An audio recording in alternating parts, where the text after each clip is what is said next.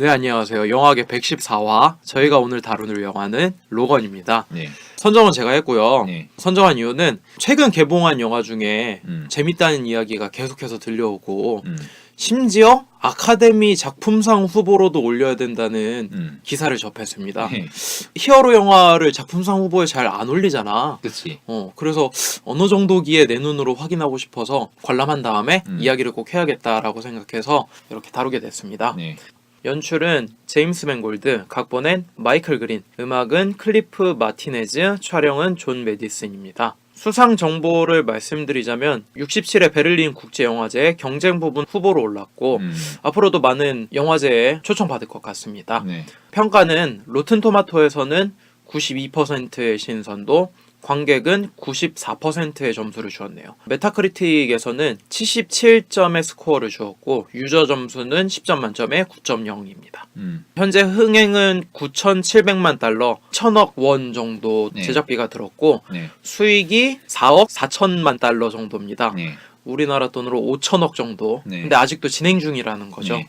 현재 우리나라에선 약 200만 명 정도의 관객을 동원했습니다. 네. 그러니까 제작비의 5배 이상 지금 대박을 친 영화라서 네. 올해 개봉한 영화 중에는 가장 큰 흥행을 하고 있는 영화 중 하나로 볼 수 있을 것 같아요. 네. 그러면 트리비아로 넘어가도록 하겠습니다. 이 영화는 울버린 시리즈 마지막 마무리를 하는 작품이라고 볼 수 있겠습니다. 네. 로건이라고 하는 작품은 울버린 올드맨 로건이라고 하는 코믹스 원작이 있어요. 네. 2009년쯤에 나왔죠 아마. 네. 그 작품을 바탕으로 한 이야기라고 볼 수 있고요. 2017년 2월 17일 베를린 국제영화제에서 초연을 했고 미국에서 3월 3일 아이맥스로 개봉을 했습니다. 네. 또한 한 가지 얘기하자면 2006년에 엑스맨 최후의 전쟁 이후로 두 번째로 영화제에 초청된 영화라고 하네요. 일단 제목이 로건인 이유는 인간 로건으로서 중심을 두기 위해서 로건, 이 딱 두 글자로 두 글자가 아니 한글로는 두 글자인데 하여튼 네. 이름으로만 과감하게 내건 영화예요. 네. 원작에서는 울버린이 히어로 모습을 버리고 로건으로 돌아가고 싶기 때문에 주변 인물들한테 로건으로 불러달라고 이야기를 했답니다. 그래서 원작도 로건으로 계속 불렸는데 네. 이 원작에 있는 기본적인 설정과 느낌 몇 가지 요소들만 이 영화에 채용을 했다고 하더라고요. 네. 팬들이 기존 엑스맨과 다른 평행 우주에서 만들어진 이야기가 아니냐라고 의문을 제시했는데 감독은 평행 우주가 아니라고 얘기했답니다. 그래서 따져보면은 엑스맨 데이즈 오브 퓨처 패스트에서 데오퓨 다음. 그 다음이라고 볼 수 있죠. 그래서 데오퓨가 2023년 그리고 로건이 2029년에 일어난 일로 추측할 수 있고 그렇게 되면 로건은 최소한 196살 이상을 먹은 노인이라고 볼 수 있을 것 같아요. 네. 그리고 이 영화가 많은 돌연변이들을 희생시키면서까지 마무리를 시키는 작품이잖아요. 네, 그렇죠. 왜 그렇게까지 울버린에 대해서 특별 대우를 해주느냐? 라고 많은 사람들이 물었는데 인기 있으니까. 네, 그 말이 맞습니다. 그리고 또 울버린의 마지막 영화로서 독립성을 계속 유지시켜주기 위해서 제작자가 감독 너 하고 싶은 대로 마음대로 해라 라고 제약을 다 풀어줬다고 하더라고요. 네. 그래서 이런 식으로 외전격으로 만들어졌다고 합니다. 네. 그리고 많은 분들이 이 로건이 왜 18세 이상 청소년 관련 불가 영화로 만들었는지 궁금해하는데 20세기 폭스에서 데드풀이 R등급을 받았잖아요. 네. 근데 R등급인데도 불구하고 굉장히 폭발적으로 인기를 끌자 이게 먹히는구나. 그렇게 받아들인 거지. 그래서 로건도 R등급으로 넘어갔고 그게 지금 말 그대로 대박을 치고 있죠. 또 이야기할 만한 건 휴잭맨은 이 영화를 끝으로 엑스맨 시리즈에서 은퇴한다고 밝혔습니다. 근데 제가 계속해서 찾아보니까 데드풀 있잖아요. 레이놀즈가 데드풀이랑 울버린이랑 같이 스크린에 꼭 나왔으면 좋겠다고 계속 설득을 했다고 하더라고요. 그래서 거절이 계속 됐다가 결국에는 데드풀의 속편이나 다른 TV 시리즈에서 만날 수 있는 계획을 짰다고 합니다. 근데 어떤 작품인지 확실히 정해지진 않았는데 울버린이랑 데드풀이랑 같은 영상에서 나올 수 있는 기회는 아직 남아있다고 하더라고요.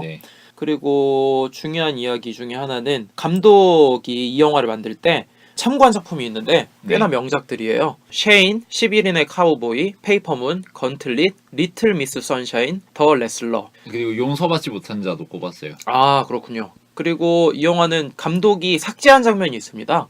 이 삭제한 장면은 블루레이판에 포함이 될 건데 어떤 얘기냐면은 네. 진 그레이와 관련된 장면이에요. 가족들끼리 저녁 식사를 하는 장면이 있는데 그 장면에서 진 그레이에 관련된 대화를 하게 되는데 이게 그때 감정 흐름에 문제가 있다고 판단을 해서 삭제를 했고 블루레이판에서 만나보실 수 있다고 합니다.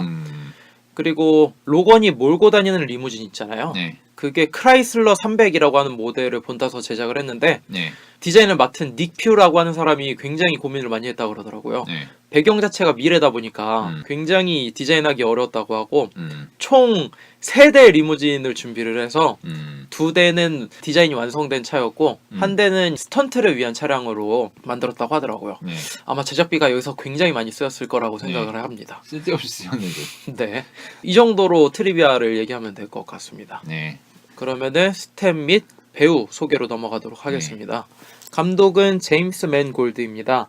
전작으로는 헤비, 처음 만나는 자유, 아이덴티티, 앙코르, 3시 10분 투 유마, 나잇 앤 데이, 울버린 전작을 감독을 했었죠.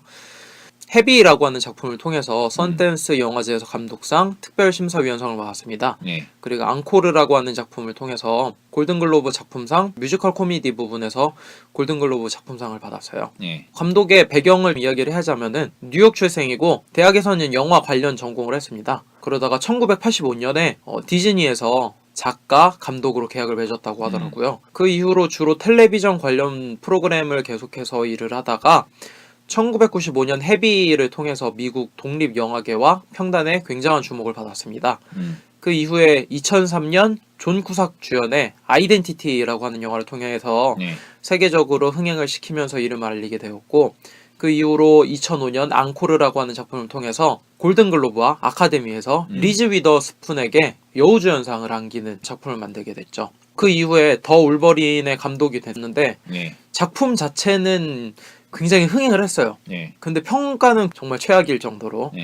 그리고 이번에 로건을 만들게 됐고 차기작은 해저 이말리라고 하는 고전 명작이잖아요. 그 작품을 리메이크할 예정이라고 합니다.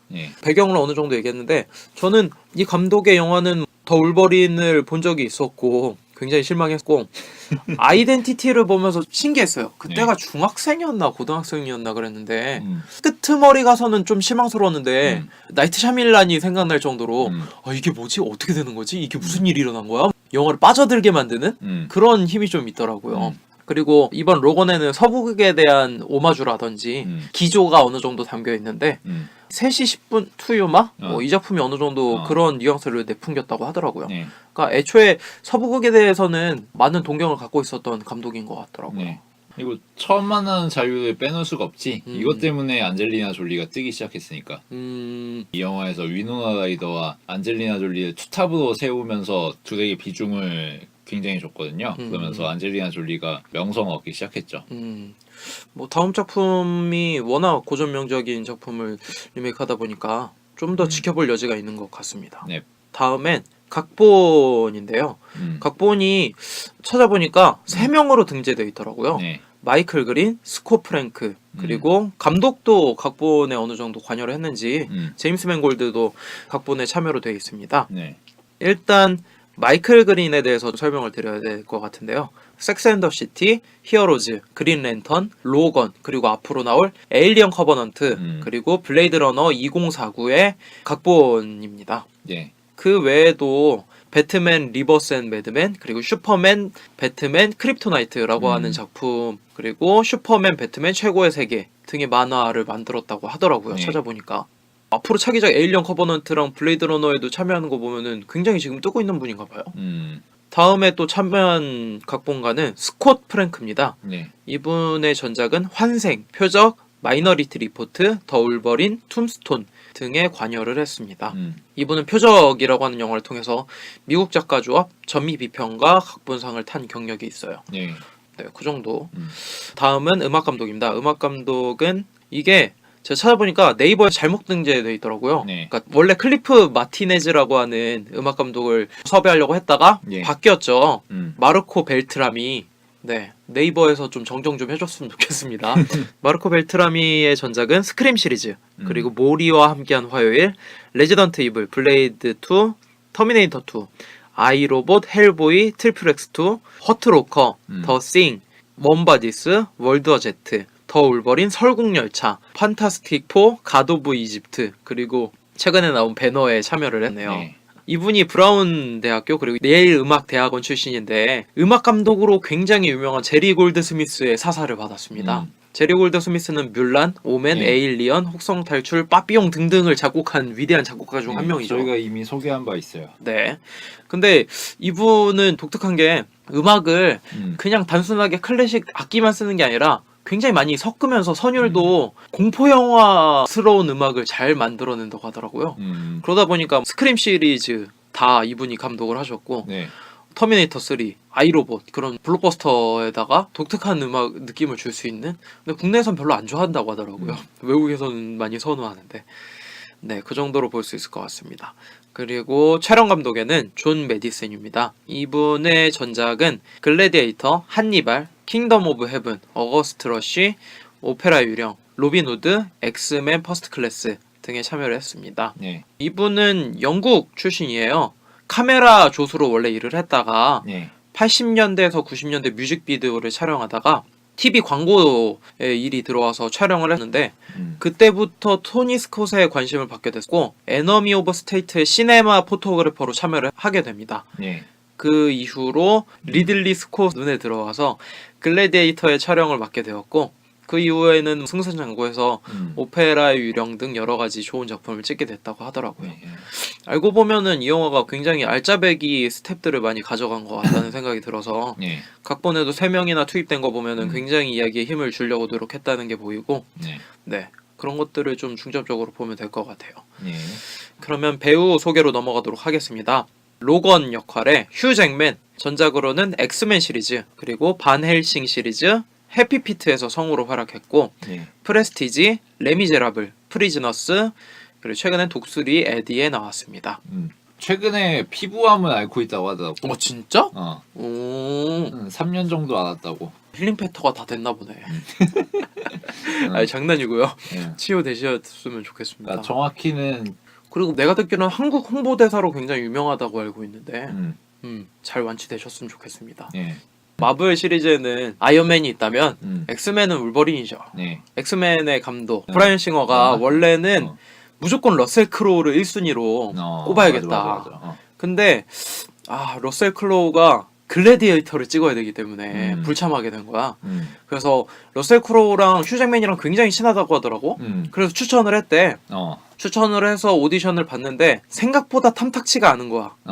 그래서 더 그레이 스콧이라고 하는 다른 배우를 찍으려고 하다가 이 사람이 촬영이 일정이 있어가지고 이게 생각보다 늦어지는 거야. 그래서 안 되겠다. 휴 잭맨을 다시 액션하는 오디션을 또 봤는데 생각보다 잘 어울려갖고 그래서 휴 잭맨을 꼽게 됐다고 하더라고. 그 이후로 17년간 엑스맨 시리즈의 마스코트라고 볼 수 있겠죠. 네. 단독 시리즈도 계속 나왔으니까. 풍채가 좋아가지고.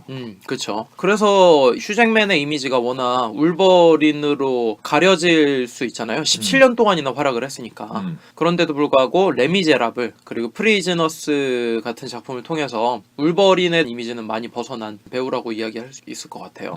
그리고 이번 작품을 찍느라 새벽 4시에 일어나서 운동을 시작해가지고 하루에 6끼씩 먹으면서 운동을 진짜 엄청나게 했다고 합니다. 영화 보면은 몸이 될것 같은데. 그래도 몸이 진짜 멋있더라고. 일단 힘줄 서는 게. 이번 작품은 운동 안 해도 되는 작품 아니야? 물론 그렇긴 하지만 유종의미를 거둬야 되잖아. 아니 병신 행세하는 영화인데. 병신 행세라니. 그래도 조폭들 앞에서 힘준다고 총 부러뜨리면서. 그 정도는 그냥 능력발로 하는 거 아니야 그냥. 그렇지 뭐 어느 정도 CG로 커버할 수도 있긴 하지. 아니면 클론 X24를 연기하려고 몸을 만들었나 보지. 네, 뭐 이 정도. 다음 배우는 찰스 역할을 맡은 패트릭 스튜어트입니다. 네. 전작으로는 엑스칼리버, 스타트렉 시리즈, 그리고 엑스맨 시리즈에서 나왔는데 성우로도 유명하죠. 바람의 계곡 나우시카, 그리고 이집트 왕제에서도 성우로 활약을 했습니다. 네. 굉장히 가난한 가정에서 아버지의 가정폭력을 받으면서 자라났다고 하더라고요. 아버지가 원래 군인이셨고 2차 대전 동안에 상사로 군복무를 했는데 덩케르크 대피 중에 트라우마를 굉장히 심하게 겪어서 가정폭력이 엄청나게 심했다고 하더라고요.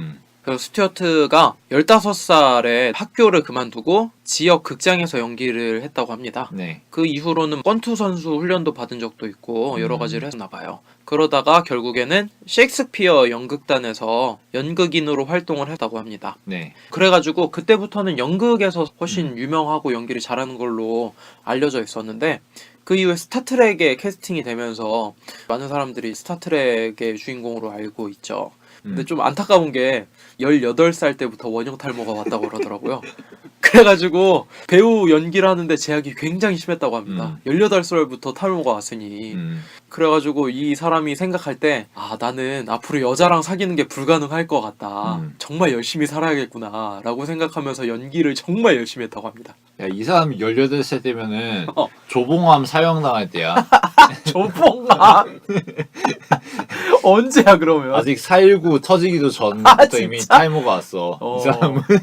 와 정말 우리 힘냅시다. 박정희가 집권도 안 할 때라고 있다. 유신 독재가 시작되기 한참 전에 전이지, 한참 전. 한참 전에 탈모인이었구나.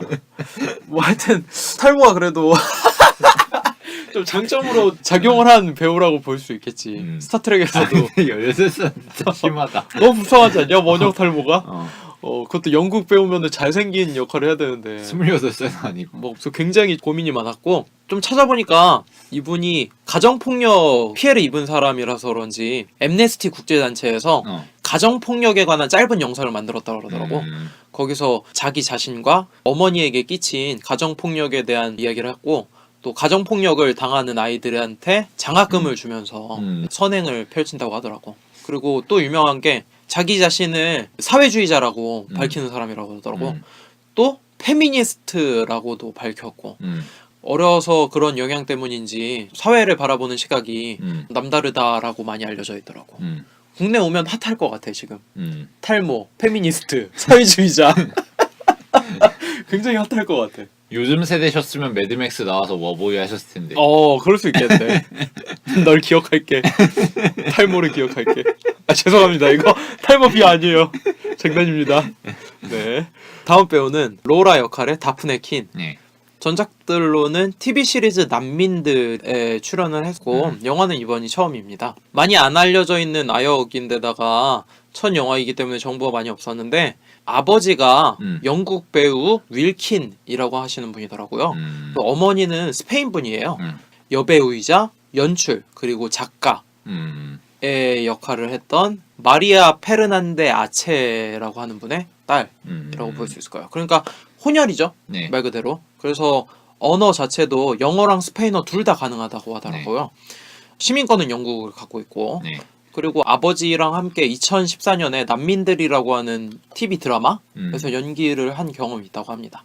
이 영화가 로라라고 하는 역할을 캐스팅하기 위해서 영어도 가능하고 인종도 멕시코 계열의 사람을 원했는데 딱 맞아가지고 캐스팅하게 됐다고 합니다. 전 캐스팅 굉장히 잘한 것 같은 느낌이 들어요.